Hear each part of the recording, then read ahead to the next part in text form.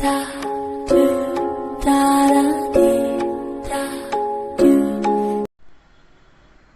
दोस्तों, simple solution study के YouTube channel पर आपका स्वागत है।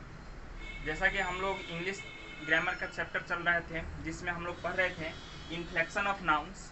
तो इन्फ्लेक्शन ऑफ नाउन्स में आज हम लोग एक और टॉपिक जिसमें नाम है जेंडर, उसके बारे में पढ़ेंगे कि जेंडर होता क्या है और जेंडर में कैसे कैसे वर्ड को चेंज किया जाता है। इसके बारे में हम लोग देखेंगे कि जेंडर होता क्या है। तो अगर वीडियो समझ में आए तो लाइक करें, शेयर करें, सब्सक्राइब करें। ठीक है, तो शुरू करते हैं। तो बात करते हैं, पिछले क्लास में हम लोग बात कर चुके थे कि इन्फ्लेक्शन ऑफ नाउन का मतलब क्या होता है। इन्फ्लेक्शन ऑफ नाउन का मतलब होता है कि नाउन में नंबर जेंडर के आधार पर, नंबर जेंडर पर्सन केस के आधार पे जो बदलाव होते हैं उसको इन्फ्लेक्शन ऑफ नाउन कहा जाता है। कि नाउन में बदलाव को हम लोग किसमें बदलाव को, नाउन में बदलाव को इन्फ्लेक्शन ऑफ नाउन कहा जाता है। तो इसी में हम लोग नंबर के बारे में पढ़े थे। अगर नंबर के बारे में वीडियो नहीं देखे हैं तो पीछे है वीडियो, तो प्लेलिस्ट में वीडियो होगा इंग्लिश फॉर ऑल, उसमें आपको मिल जाएगा। तो इन्फ्लेक्शन ऑफ नाउन में हम लोग नंबर के बारे में पढ़ चुके हैं। आज हम लोग एक चीज़ देखते हैं जेंडर के बारे में। तो हम लोग एक बात क्या करते हैं कि कंपैरिजन करते हैं हिंदी लैंग्वेज में और इंग्लिश लैंग्वेज में। तो जैसे कि हम लोग जानते हैं कि हिंदी में अगर कहा जाए तो नॉन लिविंग थिंग्स, जितने भी निर्जीव वस्तु होते हैं या सजीव वस्तु होते हैं, उन सभी को कोई ना कोई लिंग दिया गया हुआ है। हिंदी में दो लिंग होता है, स्त्रीलिंग और पुल्लिंग।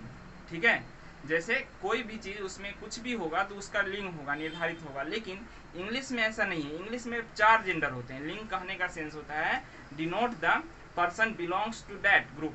जैसे कोई मेल से ग्रुप से डिनोट बिलोंग करेगा, कोई फीमेल ग्रुप से बिलोंग करेगा, कोई नॉन लिविंग थिंग्स ग्रुप से बिलोंग करेगा, और कोई मतलब ऐसे जो कॉमन हो, दोनों में कॉमन हो, मेल और फीमेल दोनों में कॉमन हो, तो ऐसे ग्रुप से भी बिलोंग करेगा। लेकिन हिंदी में ऐसा नहीं है। हिंदी में बस 2 है, स्त्रीलिंग और पुल्लिंग। ध्यान रखेंगे, इसलिए हिंदी ग्रामर और इंग्लिश ग्रामर में यहाँ पर एक बड़ा डिफरेंस दिखाई देता है कि हिंदी में अगर लिंग पढ़ेंगे तो उसमें 2 पढ़ना पड़ेगा, स्त्रीलिंग और पुल्लिंग। और इंग्लिश में अगर हम लोग लिंग पढ़ेंगे तो इसमें 4 पढ़ना पड़ेगा। मतलब इसमें जेंडर कितने पढ़ना पड़ेगा, 4 पढ़ना पड़ेगा। ठीक है, तो हम लोग बात करते हैं जेंडर क्या जनरली जो होता है, ये क्लासिफाइड द नाउन, क्या करता है, classify the noun on the basis of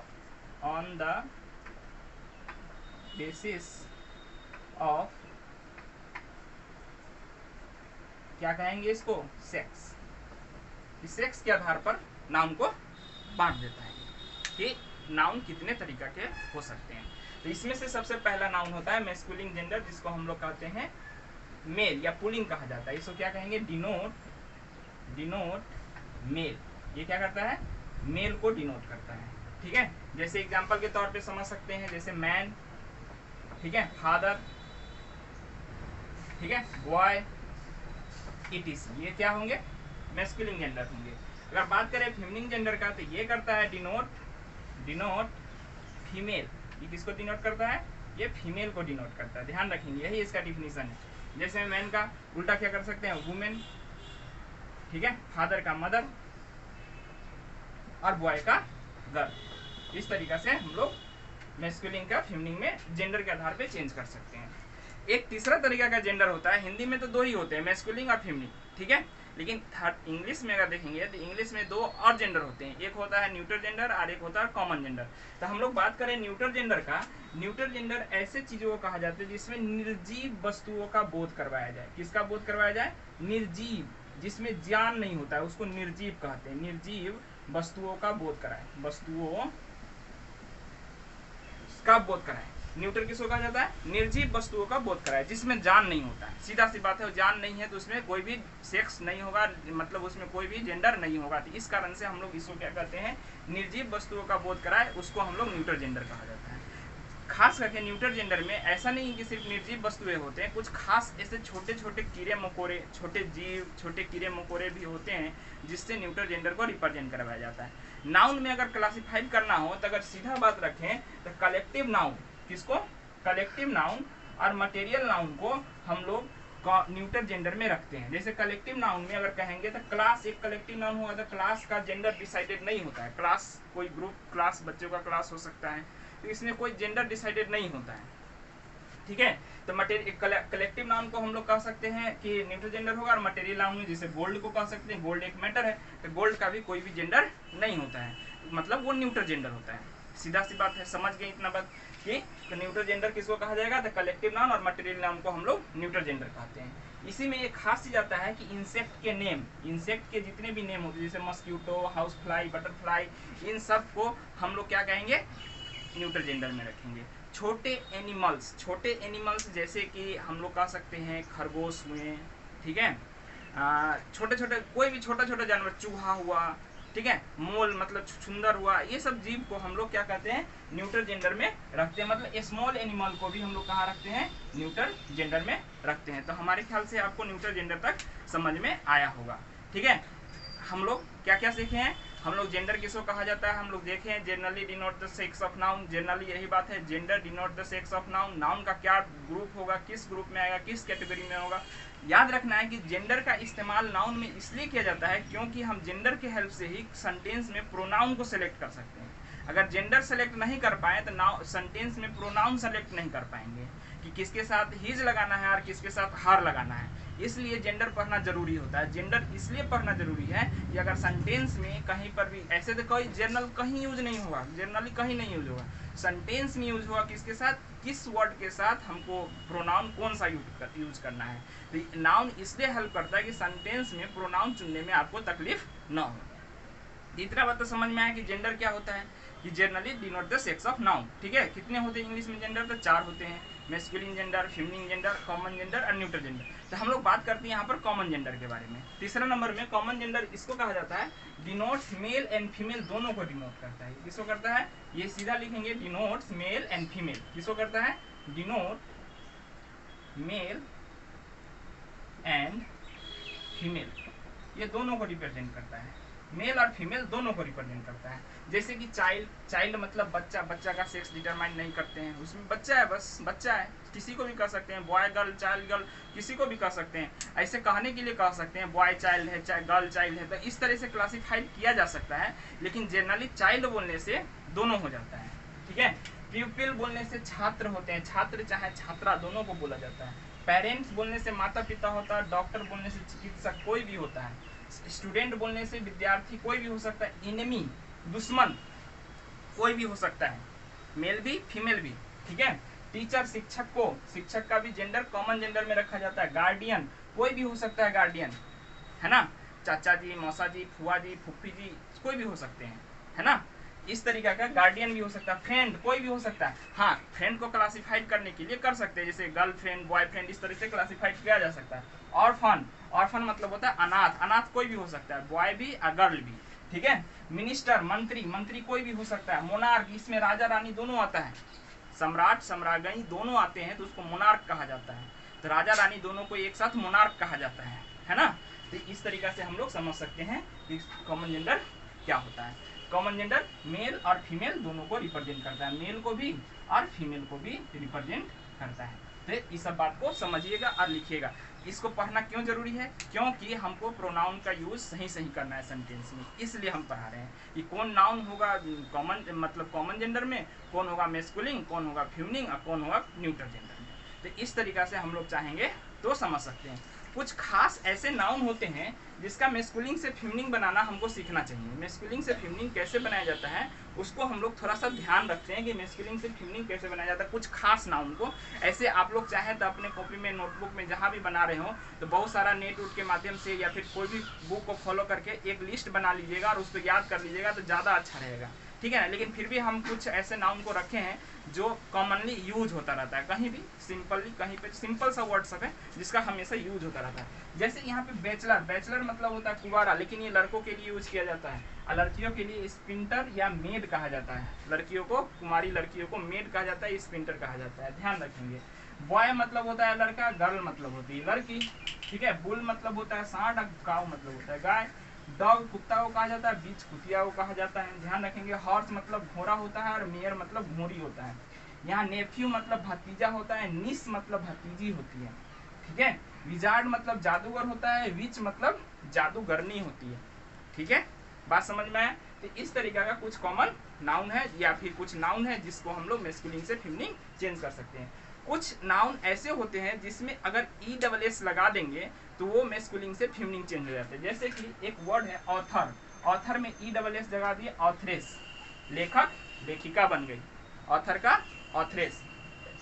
God, God में जहां देखेंगे इससे पहले गॉड में ऐसे वर्ड GOD जैसे रहेगा, इसमें क्या करते हैं, डी को डबल कर दिया जाता है, RESS जोड़ दिया जाता है, तो गॉडेस, ठीक है।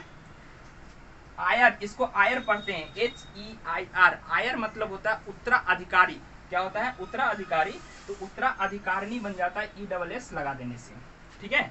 एक्टर का एक्ट्रेस बन जाता है, टाइगर का टाइग्रेस बन जाता है, ठीक है। इसमें देखेंगे नीचे में हम जो लगाए हुए इसमें वोवेल को हम लोग लोप कर देते हैं, यहाँ से वोवेल को लोप हो जाता है, ये वोवेल गायब हो जाता है और ESS लग जाता है। लैड मतलब होता है लड़का और लैस मतलब होती है लड़की, लैड का लैस, ठीक है। मिस्टर का होता है मिस्ट्रेस, या फिर इसको MR लिखते हैं, इसको MRS लिखते हैं, मिस्टर मिसेज, इसको मिस्टर या मिसेज भी पढ़ते हैं।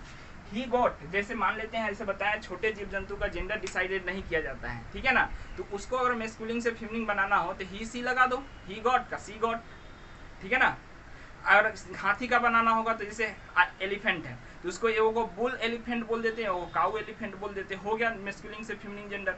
इस तरीके से बहुत सारे वर्ड को भी हम लोग चेंज कर सकते हैं, ही गोट का सी गोट बन जाएगा, ही गोट का सी गोट बन जाएगा। इसमें मैन सर्वेंट है, देखेंगे इसमें तो मैन आदमी के लिए, तो मेड औरत के लिए हो जाएगा, तो मेन कहने का मतलब नौकर नौकरानी, ठीक है ना। ग्रैंड मदर होता है, क्या होता है, grandfather grandmother. Widow, widower मतलब होता है विधुर, जिसका पत्नी नहीं होता उसको विडोर कहा जाता है, तो विडोर का क्या होगा, विडो, ठीक है ना। ब्राइड ग्रूम मतलब होता है दुल्हा, अब ब्राइड मतलब होती है दुल्हन, याद रखना, हीरो का हीरोइन। इस तरीका से हम लोग नाउन को मैस्कुलिन से फेमिनिन, फेमिनिन से मैस्कुलिन चेंज किया जा सकता है, ठीक है। ये तो सिंपल सा बेसिक बात था जिसमें हम लोग नाउन को चेंज कर सकते थे, ठीक है। अब हम लोग कुछ खास रूल को देखते हैं जिसमें जेंडर को बदलने का एक खास नियम है। देखेंगे कि कुछ ऐसे भी नॉन लिविंग थिंग्स होते हैं जिसका जेंडर डिसाइडेड किया जाता है, जैसे कि कुछ नॉन लिविंग थिंग्स है ना, जिसमें अप्रतिम बल का बोध हो, मतलब उसमें बहुत ज्यादा शक्ति दिखाना हो किसी खास चीज में, है ना, जैसे है ना कोई सुपरमैन तो एक फिक्शनल कैरेक्टर है, लेकिन सुपरमैन का जेंडर, सुपरगर्ल का जेंडर कैसे डिसाइड करेंगे, उसमें बहुत ताकत है। तो याद रखेंगे कि मैस्कुलिन जेंडर क्या होता है, मैस्कुलिन जेंडर वैसी वस्तुओं का प्रयोग होता है जिसमें असाधारण बल हो, ठीक है।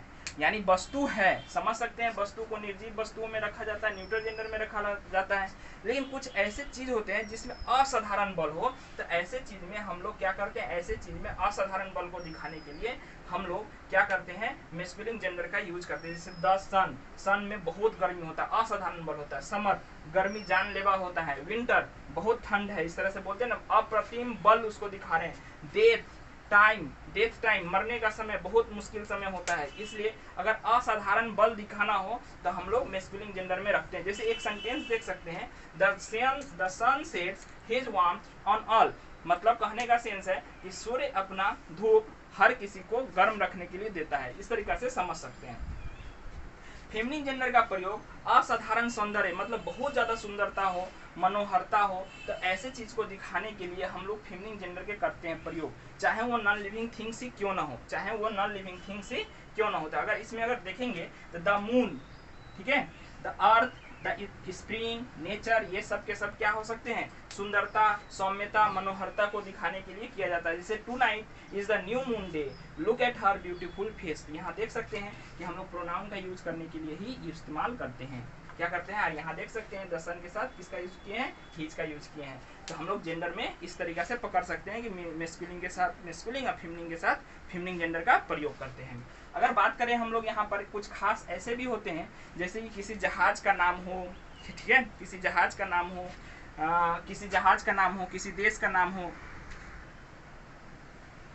किसी जहाज का नाम हो, किसी देश का नाम हो, एंड इन सभी चीजों का यूज किया जाए। अगर जहाज का नाम जैसे कि टाइटेनिक जहाज है ना, टाइटेनिक जहाज, या स्टीम शिप कह सकते हैं, कोई भी जहाज का नाम हो, देश का नाम हो, उनको हमेशा फेमिनिन जेंडर में ही काउंट किया जाता है। देश का नाम, जहाज का नाम फेमिनिन जेंडर में ही काउंट किया जाता है, ध्यान रखेंगे। जैसे यहाँ पर एक सेंटेंस देखेंगे, शिप का और कंट्री का प्रयोग फेमिनिन में होता है, शिप और कंट्री का प्रयोग फेमिनिन में होता है। जैसे इसमें देख सकते हैं, India got her freedom on 15 अगस्त 1947, यहाँ देख सकते हैं इंडिया गॉट हर फ्रीडम, हर का इस्तेमाल हर का यूज किया गया है। तो इंडिया के लिए हर का यूज किया गया है। इंडिया एक देश है, इसलिए देश को हमेशा फेमिनिन जेंडर में रखा जाता है। इतना बात अगर समझ में आया होगा तो आप लोग इसका क्या कीजिएगा, इसको नोट डाउन कर लीजिएगा, ठीक है। जहाँ जहाँ से बात किए हैं नोट डाउन कर लीजिएगा। और एक काम और कर सकते हैं कि इससे रिलेटेड आप लिस्ट बना सकते हैं। अपना नोट जो बनाएंगे उस नोट में एक लिस्ट बना सकते हैं, बहुत सारा मैस्कुलिन जेंडर फेमिनिन जेंडर को, और इस तरीके का बहुत सारा सेंटेंसेस का नोट बना सकते हैं। नोट बनाना बहुत ज़रूरी होता है। अगर नोट बना के पढ़िएगा तो कभी भी दिक्कत नहीं होगा और कोई भी बात दिमाग में सेट हो जाएगा। इसलिए अगर समझ में आया हो तो इसको नोट डाउन करिएगा, समझने का कोशिश कीजिएगा, ठीक है।